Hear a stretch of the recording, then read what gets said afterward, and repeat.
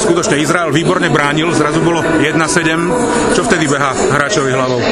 Nič, ja som včera, keď ste si pamätáte na rozhovore, povedal, že tu musíme byť trpezliví a možno za cenu nejakých skazených servisov stále tlačiť. A dnes to sa stalo prvý set, my sme pokazili pár servisov, ale potom sme 2-3 zatlačili, oni začali byť nervózni a my sme tou kľudnou našou stále svojou hrou dotiahli ten set do víťazného konca a rozbili sme zápas. No.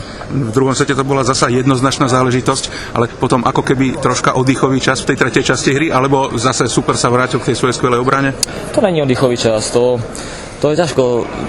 Oni im idú 2-3 akcie, my urobíme 2-3 chyby a celý ten set sa otočí, celý ten priebeh sa otočí, takže myslím si, že aj tam sme bojovali, v závere sme robili zase zbytočne 1-2 chyby, ktoré nás stáli zápas víťazstvo 3-0, ale ja si myslím, že 3-0 je tiež dobré a aspoň o 20 minút možno hrať dlhšie pre divákov.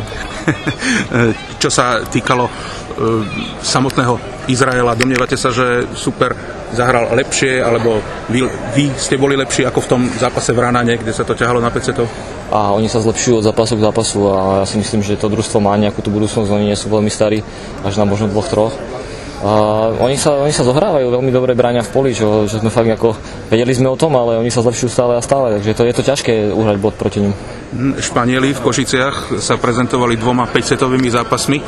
Vy máte čo vracať, konec koncov posledné 3 duely sme s týmto superom prehrali, takže bude to na víťazstvo? No to je ťažko povedať. Španieli určite nehrajú maximum zatiaľ, ale zajtra sa určite vyhecujú, pretože bude proti domácim, takže my zase budeme sa snažiť hrať čo najlepšie. A nemyslíme my na výsledok, my myslíme proste na bod po vode.